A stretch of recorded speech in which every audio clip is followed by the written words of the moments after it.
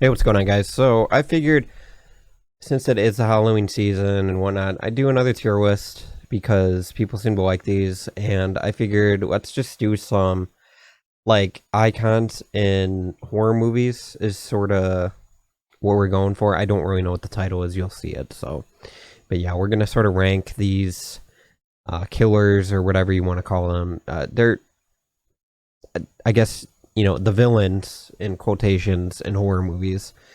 Um, so yeah, let's get started. Alien, boy, it's tough because Alien is such a good film in general that I feel like Alien really gets pushed up. But um, I think I'll do a caveat. I think I will um sort of include everything around these characters. So any of the movies that they showed up in, what that, all that stuff surrounding them and where they have been is gonna sort of determine where they are in the list. So Alien, I'll put it A. Alien personally, it's an S tier film, but Alien being in, so many different Alien movies and Alien versus Predator, all those different things. It gets pulled down just a little bit. If Alien, we'll say if it was like a just open and closed tight trilogy, it would be an S. But since there's a decent amount of films, it's whatever. Annabelle, I mean, if I'm being honest, I I like the Conjuring sort of series. Uh, I feel like they knew what they were doing when they made those films. They're like, we're gonna make these Conjuring films, stuff like that, and then they notice like they're sort of like because in the very first Conjuring, you see Annabelle in like the beginning, and I think that's it. You see her for that first like cold open sort of scene, and then you don't see her till the very end when he's in his little room with all of his um sort of souvenirs from each like exorcism or ghost hunt that they've done, and Annabelle's in her glass case. Fun fact, if you didn't know, I believe the real Annabelle doll is a Raggedy Ann. So there's that. Billy the Puppet. I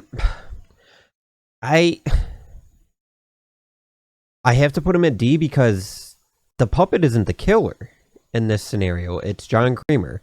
The puppet is sort of a um how do I explain this? Like John Kramer obviously can't show his face and show that he's, the jigsaw killer, so he's using the puppet to talk for him.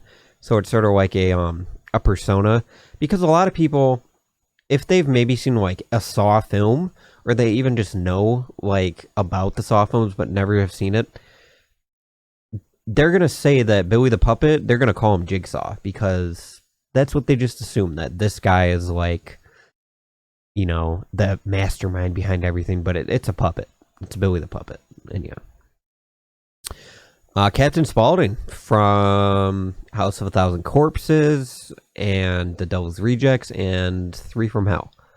I think I'd never seen Three from Hell, so I'm sure he's in it, but I don't know. Either way, Captain Spaulding, great character. I mean, Sid Haig does a great job of portraying him. Rob Zombie's directing with Captain Spaulding is great. Throughout the films, I would say he's very consistent. He's got to go A, just because of it.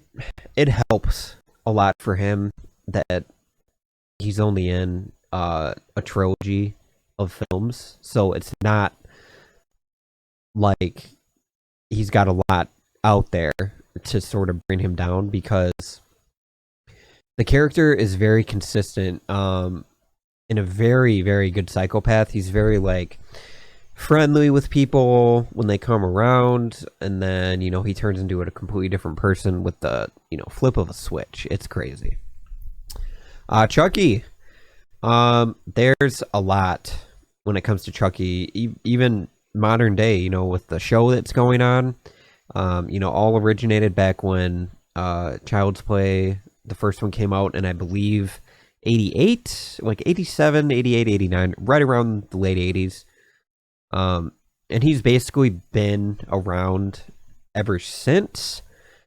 Uh, I really enjoyed the Chucky from like Child's Play 2, where he was serious but had a few, one-liners here and there, and he was, pretty funny throughout it.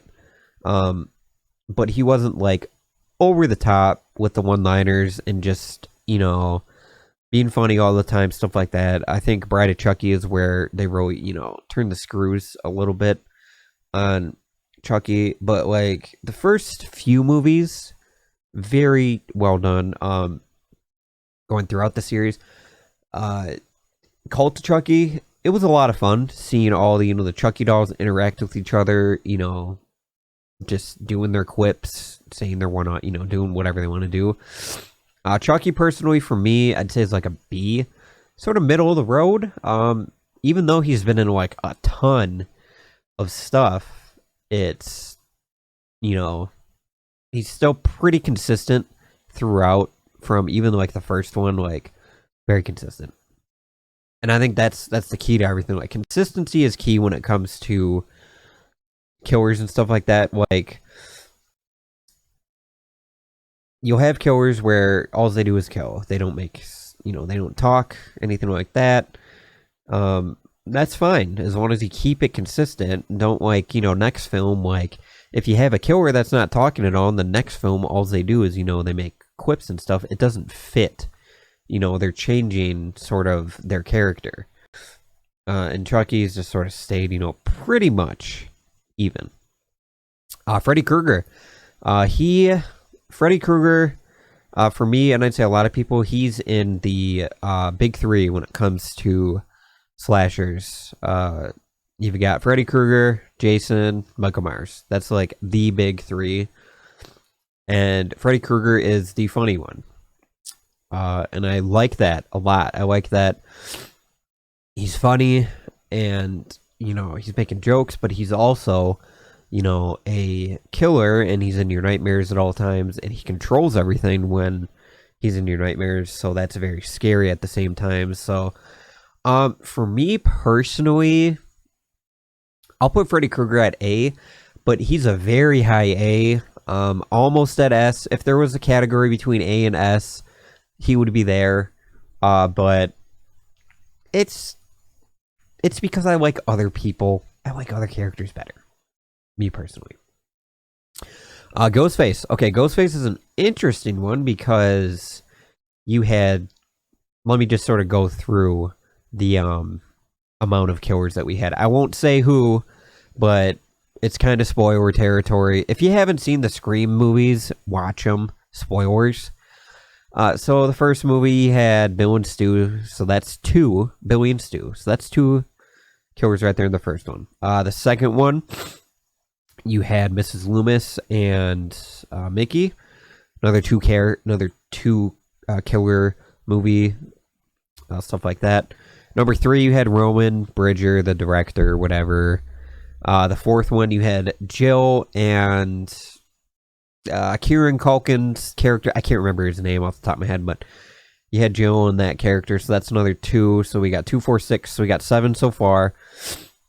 Let me see. The 5th Scream was the boyfriend and his secret lover who was in the friend group. So that's another 9. And then you have the latest Scream with the family with another 4. So you got about 13 killers playing Ghostface throughout the 6 films so far. But one thing they do really well, and I think it comes down to the director more than the killer, is the fact that the killer, you can tell they're essentially acting the same as the first one, where, they're running like crazy. They're tripping over stuff every once in a while. It's pretty consistent. I would say like the 5th and 6th Scream, where it's more modern era, especially like the 6th Scream, the killer is very, very like physical and intense and just like all about killing and stuff like that. And I do enjoy that aspect a lot. Ghostface as a killer is great. The voice is probably the best best part when it comes to Ghostface is the fact that he talks to you on the phone. You know, he's toying with you. He's kind of like a Freddy Krueger, but in reality instead of in your dreams. He's sort of like messing with you on the phone and stuff like that.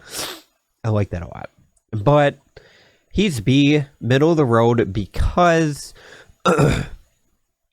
I mean, I understand like the Scream franchise wouldn't be what it is if it was just one single killer throughout, because eventually you're going to find out who it is after, you know, the second or third film. But yeah, it's whatever. Okay. Comment down below. I do not know this one at all. It looks like the monster from Society. I have not seen Society, but I have seen pictures of the famous scene. So I have to put him at D because I don't know who this character is. But like I said, comment down below. Tell me who this is. All right, we got Gremlins. In particular, Stripe from Gremlins. This is interesting. Interesting because all of the Gremlins are considered like sort of bad. Some of them, they're all different. But Stripe was the one that really stuck out and who they made as the villain because he's sort of like the leader of the whole group of Gremlins. And for that, I mean, it's C. It's whatever. Because you know, like Gremlins 2 New Batch is just absolutely chaos when it comes to how much they upped the amount of Gremlins in that movie. But it really just comes down to consistency. It's one guy, and Stripe is having to control, you know, all these different Gremlins, and he's sort of the leader, so it's kind of hard to gauge, you know, everything. Hannibal Lecter. This one's interesting because he killed people, stuff like that, but he's behind bulletproof glass throughout the whole film. Well, except towards the end, obviously, when he, spoiler, you know, kills the guard and escapes and whatnot. But I do like the psychological aspect of Hannibal Lecter. I think he's great. But I'm just going to put him middle of the road.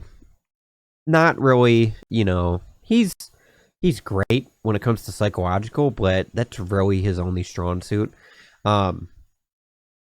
What's his... I can't remember the guy's name who played him, but excellent actor, did it. I mean, just fantastic job. All right, Tim Curry, It from 1990 miniseries, 2-part miniseries. Interesting. It's one of those things where, since it's a 2-parter, it's very tight. It's consistent throughout the whole thing. So if I'm being honest, he's an S tier for me, just because it's Tim Curry.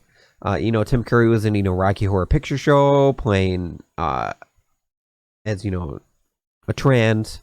And then you've got him in, you know, Home Alone 2, just playing as a lobby, like, liaison or whatever. But you can tell, like, he's the bad guy in the film. That makes sense. But yeah, he did great in it. Such great vocal, like, such great range when it came to playing this character, because he could be very funny and charismatic and outgoing, and then with the snap of fingers he can turn into what most people know as like Pennywise. All right, modern day Pennywise, played by is it Bill Skarsgård, I believe. Skarsgård is his last name, because there's brothers that are both Skarsgård actors. Either way, he did a great job portraying. I thought the look, it looks great. It's scary, but for me, it really comes down to the actor and how well he was able to portray Pennywise. The whole, you know, he's able to keep his mouth open, and then he's got just a little bit of drool coming down like that right there. Like, it's great acting in itself.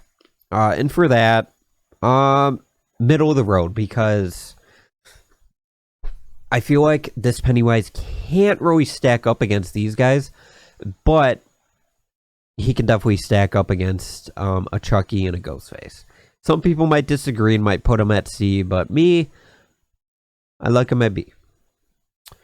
Jason Voorhees, S tier, 100% S tier. I mean, I think he's got one of the highest body counts. If you take Pinhead out of the equation, I believe he has the highest.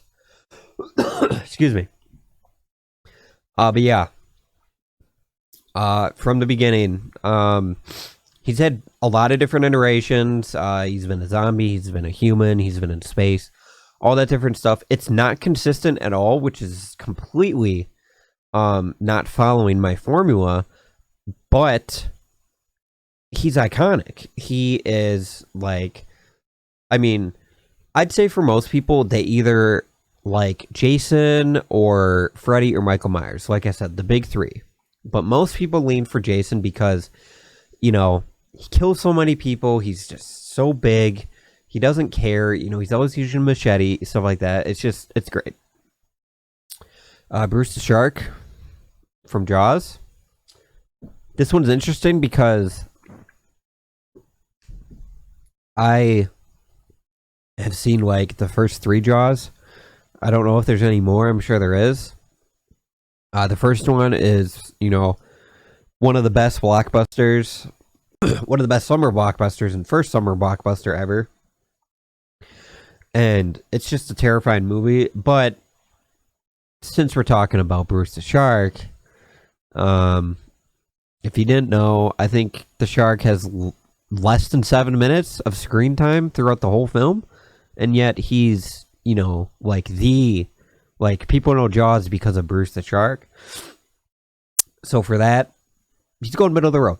I would put him at C, but since he had, you know, only like 5 to 7 minutes of screen time and did such an impact on people, he gets bumped up a tier just because of that. Excuse me.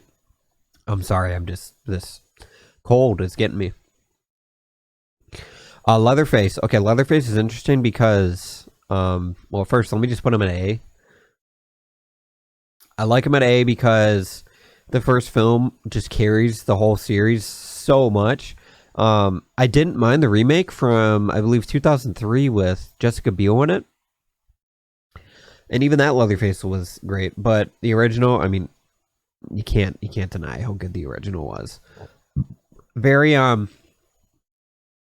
consistent on how he did his killing. It was very much, you know, kill a person and then skin them, you know, whether it be their face or whatever. And then he'd make stuff. That's how it went. But yeah, A for Leatherface. Reagan from The Exorcist.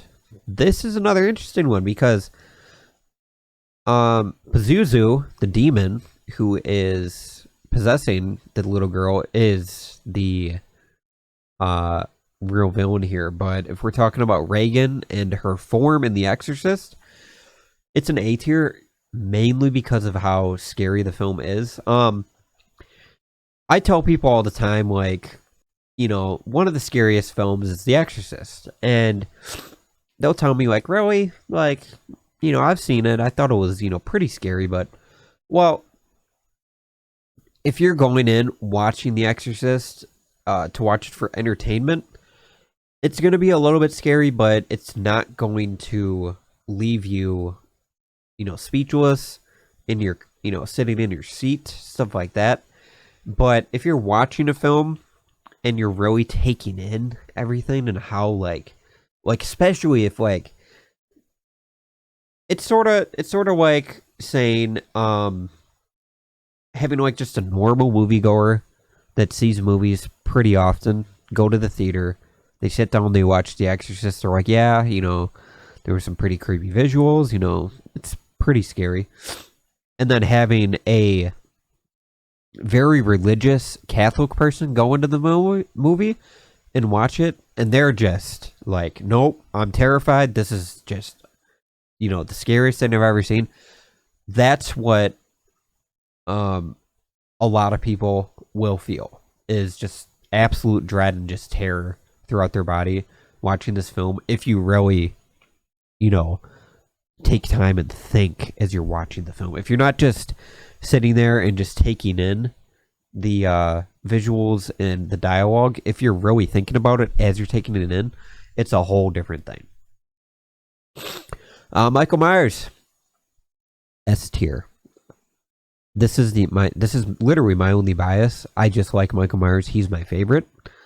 He will always be my favorite, and it's because Halloween, the original, is one of the first horror movie memories I ever have. When I was, I don't know, 4 years old, going down to the basement, seeing my dad and sister watching some random movie, and my dad's like, come and sit down. And I started watching it, and I remember seeing that white face on the screen. It's crazy. Pinhead. This one's interesting because Pinhead, I guess, has the most kills from what I have seen recently. There's a lot of Hellraiser movies. The first couple are really the only ones I would say worth watching. I mean, you could watch all of them if you want, but the first two are really the only ones you need to watch to sort of understand who the Cenobites are and who Pinhead is. But I'd say Pinhead for me is A, because he's got that sort of hell in sort of dimension that comes with him, and then he's got the Cenobites with him, so he's got, the Chatterer and, the two other, Cenobites. It just sort of takes him and sort of brings him to another level, and it's great. The Predator is very interesting, man, because it's such a cool character to see on screen, but at the same time, it's like, well, the more movies you watch, you're like, okay, So, Predator, I give a lot of respect because of the things that Predator can do, the invisibility, all that stuff that Predator can do is just crazy. Being in a jungle and this thing coming out of nowhere, it's terrifying. But Predator is, I'm going to put him at C. I don't think he really stacks up with the B tier, but by no means is Predator a terrible character at all. He's fantastic.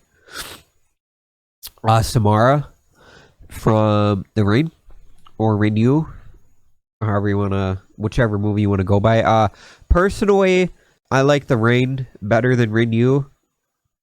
It's, for me, the one PG-13 film that I will tell people to watch if they want to be just terrified at a PG-13 film, because it's so fucking scary. For that, I'll put her here. I would say the impact that she had was pretty big on some of the characters, but you didn't see a whole lot of her on screen, which I feel like is good. I feel like they always say less is better, and it's always true. Less is always going to be better. Not seeing her a lot, but once you do, it's crazy. Like, when you see that scene where she crawls out of the TV, it's iconic. It's, I don't know, like a 5-second thing where she's crawling out of a TV, and people just, it's just burned into their head that they remember that. But yeah. Some of you may not even know who this is. This is Sam. He is from the movie Trick or Treat from 2007. It's an anthology film. And Sam is sort of the guy that is going along for the ride throughout the film with you. You see him in every scene at some point, and he's sort of like the anchor keeping you together as you watch the film, because you watch some terrible stuff throughout Trick or Treat, but then you see Sam, and you just see Sam sort of spectating and watching this stuff go down, and you kind of realize, like, oh, Sam is clearly, like a very sadistic and psychotic villain and character, but one thing that's very off-putting about him, and it's sort of the same thing with Chucky, is that it looks like a little kid in a costume. That's all he looks like. But once you see the capability that he has, he becomes very terrifying. Sam, personally, for me, he's a very big underdog. He stacks up very well with these guys in line. Like I said, you see him and just because I believe in Trick or Treat, there's 4 anthology stories that go on, and in every story you see Sam at some point for just 10 seconds or so. That's it. But he carries a lot of weight throughout the film. And last but not least, Tiffany, Chucky's wife, girlfriend, wife, whatever you want to call her. Chucky's significant other. Personally, don't know, and this might get people a little upset. I really don't know why she's on here. Chucky is sort of like the guy until Bride of Chucky, but after Bride of Chucky, she does a lot of killing, stuff like that, but it's kind of like,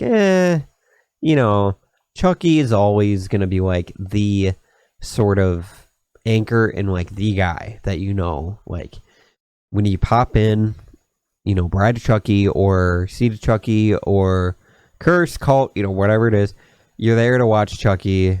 Tiffany's sort of second. The only caveat I would say is if you're popping in Bride of Chucky, some people may be there to see Jennifer Tilly and Tiffany the doll. But she's like C. It's whatever for her, if I'm being honest. Not really, my favorite. But like I said, none of these characters are terrible. The only one I don't know is this guy. Billy the Puppet and Annabelle. Billy the Puppet, not really terrible. Annabelle, it's whatever. But the rest of these characters, they're great. No hate on any of them whatsoever. They're all scary at some point. And, some people may agree, some people may disagree. So that's what I want you to do. Comment down below. Tell me if you change anything. If there's maybe some characters that I should have maybe had in this tier list that, like some characters that just should have been in this tier list. Comment down below. If you guys enjoy this type of content, consider subscribing, and I'll see you in the next video.